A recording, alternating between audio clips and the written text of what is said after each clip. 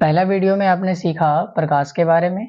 अब इसमें सीखेंगे प्रकाश के परावर्तन के बारे में।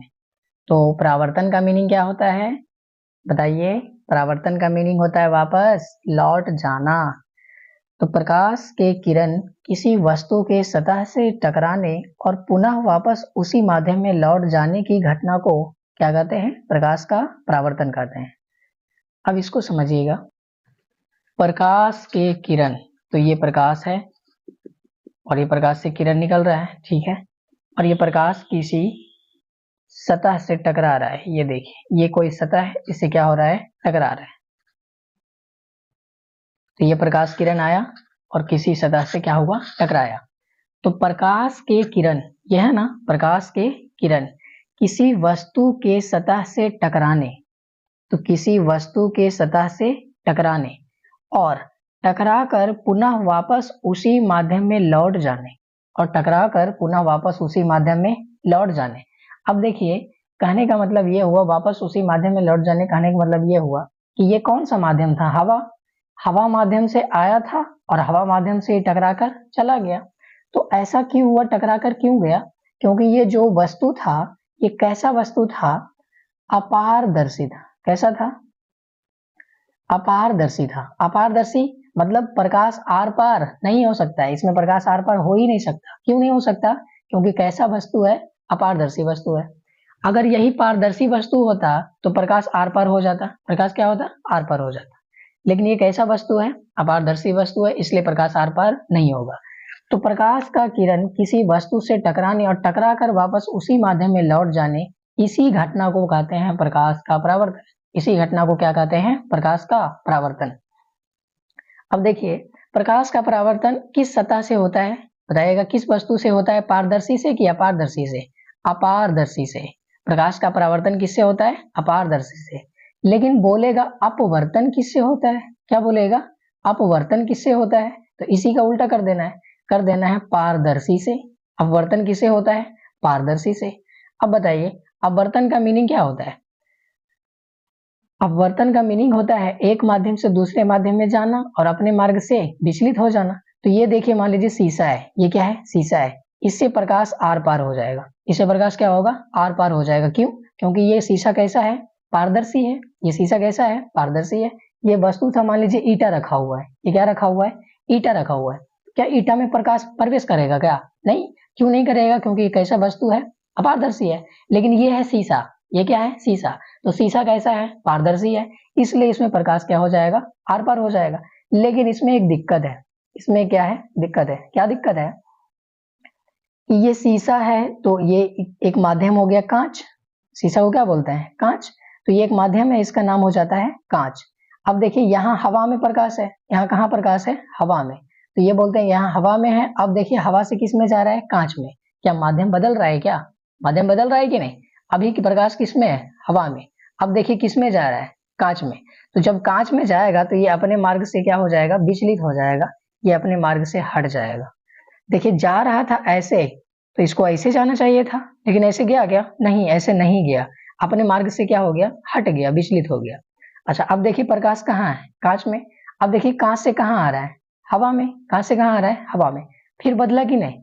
फिर अपना रूट बदल लिया, अपना रास्ता क्या कर लिया? बदल लिया। क्यों बदला? क्योंकि फिर से एक माध्यम से क्या हो रहा है? दूसरे माध्यम में जा रहा है। कांच से किस में जा रहा है? हवा में जा रहा है। तो ई भी हवा है, ई भी हवा है, ई वाला कांच है। ऐसे ही होता है। तो अगर अपारदर्शी वस्तु है तो इससे क्या होगा? परावर्तन। पूछेगा परावर्तन हमेशा किस वस्तु से होता है? अपारदर्शी वस्तु से। पूछेगा अपवर्तन किस वस्तु से होता है? तो आपको बोलना है पारदर्शी वस्तु से। किससे होता है? पारदर्शी वस्तु से होता है। ठीक है, ये याद रखना है। अब पढ़ेंगे परावर्तन के प्रकार। अब क्या पढ़ेंगे? परावर्तन के प्रकार। परावर्तन के दो प्रकार होते हैं। एक होते हैं नियमित। एक क्या होते हैं? नियमित। और दूसरा होता है अनियमित। दूसरा क्या होता है? अनियमित। अब इसका कहने का मतलब क्या हुआ? एक नियमित परावर्तन और एक अनियमित परावर्तन। इसको ध्यान से देखिए। नियमित परावर्तन में क्या होता है? जब परावर्तन किसी निश्चित दिशा में हो। जब परावर्तन क्या हो? इसमें दिशा क्या हो? निश्चित। जब परावर्तन किसी निश्चित दिशा में हो। इसमें दिशा क्या है? निश्चित। अच्छा, अनियमित परावर्तन किसको बोलेंगे? जब परावर्तन किसी अनिश्चित दिशा में हो। इसमें दिशा निश्चित नहीं है, इसलिए इसको क्या बोल रहे हैं? अनिश्चित दिशा। अच्छा, ये किसका प्रकार है? परावर्तन का दो प्रकार। कौन कौन है? नियमित परावर्तन और अनियमित परावर्तन। नियमित परावर्तन किसे कहते हैं? जब परावर्तन किसी निश्चित दिशा में होता है उसे क्या कहते हैं? नियमित परावर्तन। और अनियमित परावर्तन किसे कहते हैं? बोलिए हमारे साथ। जब परावर्तन किसी अनिश्चित दिशा में होता है उसे अनियमित परावर्तन कहते हैं। अच्छा, कब कब निश्चित दिशा में होगा, कब अनिश्चित दिशा में होगा, ऐसे काहे हो रहा है बताते हैं। नियमित परावर्तन जो है, जो नियमित परावर्तन है, ये होता है समतल सतह से। किससे होता है? समतल सतह से। और जो अनियमित परावर्तन होता है ये होता है खुरदरी सतह से। ये किससे होता है? खुरदरी सतह से। अब ये देखिए, इसका कहने का मतलब क्या हुआ? अब आप ही लोग देखिए, ये कौन सा सतह है? समतल। और ये कौन सा सतह है? खुरदरा। ये कौन सा सतह है? खुरदरा। अब इसको मिटा देगा? हाँ मिटा देते हैं, समझ गए होंगे। तो परावर्तन दो प्रकार के पढ़ना है, नियमित परावर्तन और अनियमित परावर्तन। तो नियमित परावर्तन किसे कहते हैं? जिसमें परावर्तन किसी निश्चित दिशा में हो उसे क्या कहेंगे? नियमित परावर्तन। अगर दिशा अनिश्चित होगा उसको क्या बोलेंगे? अनियमित परावर्तन। नियमित परावर्तन किससे होगा? समतल सतह से। अनियमित परावर्तन किससे होगा? खुरदरी सतह से। अब देखिएगा, जब इससे प्रकाश आएगा तो इससे टकरा के एकदम ऐसे जाएगा, तो इसमें दिशा निश्चित है। इसमें दिशा क्या है? निश्चित है। देखिए, किसी निश्चित दिशा में जा रहा है कि नहीं? लेकिन यहाँ पर देखिए, कभी ऊंचा वाला पर प्रकाश आया और इससे टकरा के ऐसे गया, कभी नीचे वाला प्रकाश आया तो टकरा के ऐसे चला गया। तो क्या इसमें दिशा निश्चित है क्या? नहीं। उसमें फिक्स है कि इधर आ रहा है तो इधर ही जाएगा, ऐसे आ रहा है तो ऐसे ही जाएगा। देखिए बार बार सेम हो रहा है कि नहीं? ऐसे ही हो रहा है, बार बार ऐसे ही हो रहा है, ऐसे ही होते जाता है। ठीक है, तो ये नियमित परावर्तन है। इसमें कोई दिशा निश्चित नहीं, ऐसे गया टकरा के ऐसे चला गया। इसमें दिशा निश्चित नहीं है, ऐसे चला गया, ऐसे चला गया, ऐसे चला गया। इतना भी खतरनाक नहीं बना देना है। तो देखिए, जो समझाए वो वही लिखा होगा। प्रकाश का परावर्तन क्या होता है? प्रकाश के किरण किसी वस्तु के सतह से टकराने और पुनः वापस उसी माध्यम में लौट जाने की घटना को क्या कहते हैं? प्रकाश का परावर्तन कहते हैं। प्रकाश का परावर्तन हमेशा किससे होता है? अपारदर्शी वस्तु से। अच्छा, अपवर्तन किससे होगा? पारदर्शी वस्तु से। होगा कि नहीं? बता चुके हैं ना? ठीक है। परावर्तन के कितने प्रकार होते हैं? दो प्रकार। कौन कौन होते हैं? एक नियमित और दूसरा अनियमित। नियमित परावर्तन किसे कहते हैं? जब परावर्तन कैसा हो? निश्चित दिशा में हो उसको क्या बोलेंगे? नियमित परावर्तन। और जब परावर्तन किसी अनिश्चित दिशा में हो उसको क्या बोलेंगे? अनियमित परावर्तन। अब बताइए, नियमित परावर्तन का सतह कैसा होता है? समतल होता है। अनियमित परावर्तन का सतह कैसा होता है? खुरदरा होता है। कैसा होता है? खुरदरा होता है। ठीक है, इसका स्क्रीनशॉट भी लेना है तो ले सकते हैं, लीजिए, क्योंकि आपको यही चीज आपके कॉपी में नोट डाउन करना है। ठीक है, अब आगे देखिए क्या है। आगे पढ़ना है परावर्तन के नियम। आगे क्या पढ़ना है? परावर्तन के नियम। लेकिन परावर्तन के नियम से पहले कुछ कुछ ऐसा परिभाषा है जिसको जानना जरूरी है, क्योंकि नियम में आएगा आपतित किरण, परावर्तित किरण, आपतन कोण, आपतन बिंदु, अभिलंब, ये सब क्या है? तो ये सब जानना पड़ेगा तभी तो नियम समझ आएगा। जैसे बोलते हैं कि परावर्तन के दो नियम होते हैं, आपतन कोण परावर्तन कोण बराबर होता है। अब आपको पता तो होना चाहिए कि आपतन कोण होता क्या है, तभी तो जानेंगे कि बराबर कैसे होता है। कि पहले जान जाएंगे बराबर कैसे होता है उसके बाद जानेंगे कि आपतन कोण क्या होता है? नहीं, ऐसा नहीं। इसलिए पहले परिभाषा सीखना पड़ेगा। ठीक है, तो देखिए, ये कोई सतह है और ये है सूर्य। इससे आ रहा है सूर्य का प्रकाश। इससे क्या निकल रहा है? सूर्य का प्रकाश। और इससे आ रहा है प्रकाश। ठीक है, अब देखें, अगर यहां से कोई व्यक्ति सूर्य को देखे, यहां पर कोई व्यक्ति खड़ा है और ये किसको देख रहा है? सूर्य को देख रहा है। क्या इस व्यक्ति को दिखेगा कि सूर्य से कुछ प्रकाश किरण इसकी तरफ आ रहा है? ऐसे दिखेगा कि नहीं कि प्रकाश इसकी तरफ आ रहा है? आ रहा है कि नहीं आ रहा है? देखिए तो, इसको दिखेगा कि नहीं? यहाँ पर आप ही होते और ऊपर सूर्य को देखते, आपको ये दिखाई देता कि नहीं कि ऊपर से कुछ प्रकाश आ रहा है? आ रहा है ना? ऐसा होगा ना? तो जो प्रकाश स्रोत से प्रकाश किरण आता है, जो प्रकाश स्रोत से प्रकाश किरण आता है, इसको बोल देते हैं आपतित किरण। इसको क्या बोल देते हैं? आपतित किरण। कोई दिक्कत यहाँ पर नहीं? तो बोलिए आपतित किरण किसे कहते हैं? प्रकाश स्रोत से आने वाली किरणों को क्या कहते हैं? आपतित किरण कहते हैं। देखिए कितना अच्छा है, आने वाली किरण आपतित किरण, आने वाली किरण आपतित किरण, याद हो जाएगा। बोलिए आपतित किरण किसे कहते हैं? प्रकाश स्रोत से आने वाली किरणों को आपतित किरण कहते हैं। क्लियर है? अब देखिए ये आया तो टकराया, वस्तु से क्या हुआ? टकराया। क्या किसी बिंदु पर टकराया क्या? हाँ बिल्कुल किसी बिंदु पर टकराया। तो क्या इसका कुछ नाम दे दें? इसका नाम दे देते हैं आपतन बिंदु। इसका नाम क्या दे देते हैं? आपतन बिंदु। जो प्रकाश आ रहा था, जो प्रकाश का किरण सूर्य प्रकाश के स्रोत से आ रहा था, इसको क्या बोल रहे थे? आपतित किरण। जहां पर आया, जिस बिंदु पर टकराया, उस बिंदु का नाम क्या दे दिए?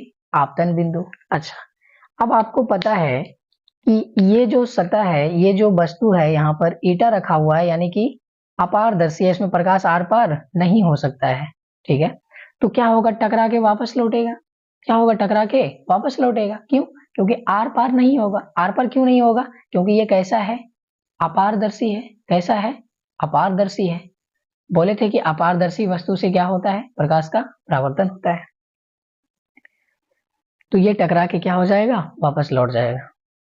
तो जो किरण टकरा कर वापस लौट रहा है, क्या यही वाला लौट रहा है क्या? हाँ, इसको बोल देते हैं परावर्तित किरण। इसको क्या बोल देते हैं? परावर्तित किरण।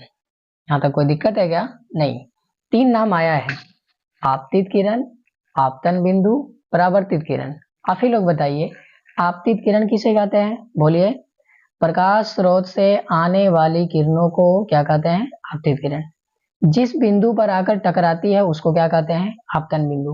और टकरा के वापस जो लौटा है उस किरण को क्या कहते हैं? परावर्तित किरण। यहाँ तक कोई दिक्कत है क्या? नहीं। क्लियर है? ठीक है। अब ध्यान दीजिएगा, ये बीच में आपतन बिंदु है, यहाँ पर हम एक लंब खींचते हैं। क्या खींचते हैं? एक लंब। तो कहाँ खींचे हैं लंब? बताइए तो। बीचों बीच खींचे हैं। कहाँ खींचे हैं? बीचों बीच। किस पर? आपतन बिंदु पर। तो आपतन बिंदु पर हम क्या किए हैं? एक लंब खींचे हैं। खींचे हैं कि नहीं खींचे हैं? इसको बोल देते हैं अभिलंब। इसको क्या बोल देते हैं? अभिलंब। अब आप ही लोग बताइए अभिलंब का परिभाषा क्या होगा? आपतन बिंदु पर खींचे गए लंब को अभिलंब कहते हैं। आपतन बिंदु पर खींचे गए लंब को क्या कहते हैं? अभिलंब कहते हैं। अच्छा, जैसे ही हम अभिलंब खींचे तो ध्यान से देखिए कुछ बना कि नहीं बना? क्या बना? आप ही लोग बताइए।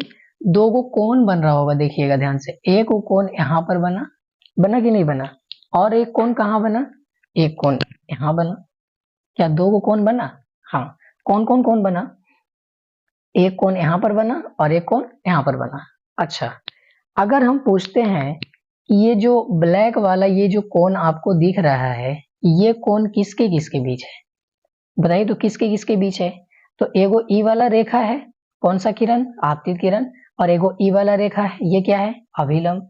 तो क्या इसको बोल देंगे आपतित किरण और अभिलंब के बीच बने कोण को आपतन कोण कहते हैं। इसको कौन कोण कहते हैं? आपतन कोण। ठीक है, इसको आपतन कोण बोल देंगे। अच्छा, क्या एगो और कोण बन रहा है? हाँ, ये देखिए हरा वाला, ये कौन दिख रहा है क्या? हाँ। अच्छा, आप ही लोग बताइए ई किसके किसके बीच है? एगो ई वाला किरण है, कौन सा किरण है? परावर्तित किरण। और एगो ई ऊपर में क्या है? अभिलंब। तो इसको क्या बोल देंगे? परावर्तित किरण और अभिलंब। परावर्तित किरण और अभिलंब, परावर्तित किरण और अभिलंब के बीच बने कोण को क्या बोलते हैं? इसको बोल देते हैं परावर्तन कोण। इसको क्या बोल देते हैं? परावर्तन कोण। अच्छा, तो ये सभी चीजों में कंफ्यूजन नहीं होना है। क्यों पता है? क्योंकि कंफ्यूजन हो जाएगा तो फिर समझ नहीं आएगा, इसलिए डॉट को क्लियर रखना है। अच्छा, इतना सारा पॉइंट क्लियर हुआ क्या? देखिए फिर से बता देते हैं। आप ही लोग बताइए, आपतित किरण किसे कहते हैं? आने वाली किरणों को क्या कहते हैं? प्रकाश स्रोत से आने वाली किरणों को क्या कहते हैं? आपतित किरण। जहां आके टकराता है, जिस बिंदु पर आके टकराता है आपतित किरण, उसे क्या कहते हैं? आपतन बिंदु। टकरा के जो वापस लौटता है, टकरा के जो वापस लौटता है, इसको क्या बोलते हैं? परावर्तित किरण। अच्छा, क्या आपतन बिंदु पर हम एगो लंब खींचे हैं क्या? हम खींचे हैं। तो आपतन बिंदु पर खींचे गए लंब का नाम क्या हो जाता है? अभिलंब। और जैसे ही अभिलंब खींचते हैं, दो को कोण बन जाता है। एगो बनता है आपतन कोण, एगो बनता है परावर्तन कोण। अच्छा, इसका नाम आपतन कोण क्यों है पता है? क्योंकि आपतित किरण और अभिलंब, ये आपतित किरण है, ये अभिलंब है, इसी के बीच तो बन रहा है, इसलिए इसका नाम हो जाता है आपतन कोण। इसका नाम परावर्तन कोण क्यों है? क्योंकि परावर्तित किरण और अभिलंब ये दोनों के तो बीच में बन रहा है, इसलिए इसको बोलते हैं परावर्तन कोण। क्लियर है यहाँ तक? हो गया। आपतन कोण का इंग्लिश होता है इंसिडेंट एंगल, इसलिए इसको कोण आई से सूचित करते हैं। किससे यूज करते हैं? कोण आई से। परावर्तन का इंग्लिश होता है रिफ्लेक्ट एंगल, इसलिए इसको कोण आर से सूचित करते हैं। किसे करते हैं? आर से। आर से रिफ्लेक्ट एंगल और आई से इंसिडेंट एंगल, इसलिए आई लिखते हैं, इसलिए इसको आर लिखते हैं, कोई दिक्कत नहीं। तो यही देखिए लिखा हुआ है नोट्स में, इसको स्क्रीनशॉट ले लीजिए, यही आपको कॉपी में नोट डाउन करना है। वो तो हम समझाने के लिए बोलते ही हैं, ठीक है। अब क्या इसी को बोल बोल के पढ़ें क्या? नहीं, क्यों? क्योंकि आपको समझा दिए हैं। अच्छा, आप ही लोग बताइए क्या लिखा हुआ है? आपतित किरण, इंग्लिश में इंसिडेंट रे। क्या होता है आपतित किरण? बता चुके हैं ना, बोलिए। प्रकाश स्रोत से आने वाली किरणों को आपतित किरण कहते हैं, कोई दिक्कत नहीं। अब है आपतन बिंदु। आपतित किरण जिस बिंदु पर आ रहा था और टकरा रहा था, उसी को क्या बोल रहे थे? आपतन बिंदु। बताइए परावर्तित किरण क्या है? जब आपतित किरण आपतन बिंदु से टकरा के क्या हो जाता है? लौट जाता है। जो किरण लौट रहा था उसको क्या बोल रहे थे? परावर्तित किरण। अच्छा, अभिलंब क्या था? आपतन बिंदु पर एगो लंब खींच रहे थे, उसी को क्या बोल रहे थे? अभिलंब। देखिए क्या लिखा हुआ, आपतन बिंदु पर खींचे गए लंब को अभिलंब कहते हैं। अब दो कोण बन गया था खींचने की वजह से, कौन कौन बना था? आपतन कोण और परावर्तन कोण। तो आपतन कोण क्या होता है? आपतित किरण और अभिलंब के बीच बने कोण को आपतन कोण कहते हैं। परावर्तन कोण क्या होता है? परावर्तित किरण और अभिलंब के बीच बने कोण को परावर्तन कोण कहते हैं। अब पढ़ेंगे प्रकाश का दो नियम। अब क्या पढ़ेंगे? प्रकाश का दो नियम। देखिए नियम क्या है। नियम है आपतित किरण और परावर्तित किरण। आपतित किरण और परावर्तित किरण और अभिलंब, आपतन बिंदु, और यहां पर क्या है? अभिलंब, तीनों एक ही तल में होता है। तीनों क्या होता है? एक ही सतह में। एक ही सतह में दिख रहा है कि नहीं? ये कोई सतह है, ठीक है। इसी सतह में कौन आ रहा है? आपतित किरण भी आ रहा है। इसी सतह से कौन जा रहा है? परावर्तित किरण भी जा रहा है। इसी सतह पर हमने क्या खींचा है? अभिलंब खींचा है। तो तीन नाम है ना, क्या क्या है? एक है आपतित किरण, एक है अभिलंब और एक है परावर्तित किरण। क्या तीनों एक सतह में दिख रहा है कि नहीं दिख रहा है? दिख रहा है, यही नियम है। एक नियम हो गया, एक नियम और है। अब आप ही लोग बताइए, ये कौन सा कोण है? आपतन कोण। ये कौन सा कोण है? परावर्तन कोण। तो पहला नियम तो ये है कि आपतित किरण और अभिलंब और परावर्तित किरण तीनों क्या होता है? एक ही सतह में होता है। और दूसरा नियम है आपतन कोण और परावर्तन कोण दोनों बराबर होता है। दोनों क्या होता है? बराबर होता है। तो ये दो नियम है। इस नियम को अच्छे से भी समझिए, नोट से भी समझाते हैं, ठीक है। तो ये रहा नोट, सीधा देखिए यहाँ पे लिखा हुआ है प्रकाश के परावर्तन के दो नियम है। ये भी इंपॉर्टेंट है, एग्जाम में पूछा जाता है, इसको अच्छे से याद करना है। प्रकाश के परावर्तन के नियम पूछेगा, ठीक है, ध्यान दीजिएगा। प्रकाश के परावर्तन के कितने नियम होते हैं? दो नियम। कौन कौन? पहला देखिए, आपतन कोण परावर्तन कोण के बराबर होता है। आपतन कोण परावर्तन कोण के बराबर होता है, ये पहला नियम। कितना है? दो है। एक और, आपतित किरण, परावर्तित किरण और अभिलंब तीनों एक ही तल या एक ही सतह में होता है। क्या दो नियम हो गया? हो गया। पहला नियम क्या था? आपतन कोण परावर्तन कोण के बराबर होता है। दूसरा नियम क्या है? आपतित किरण, परावर्तित किरण और अभिलंब तीनों एक ही तल में होता है। तो देखिए, ये है आपतित किरण, ये है अभिलंब, ये है परावर्तित किरण। क्या एक ही तल में है? हाँ है।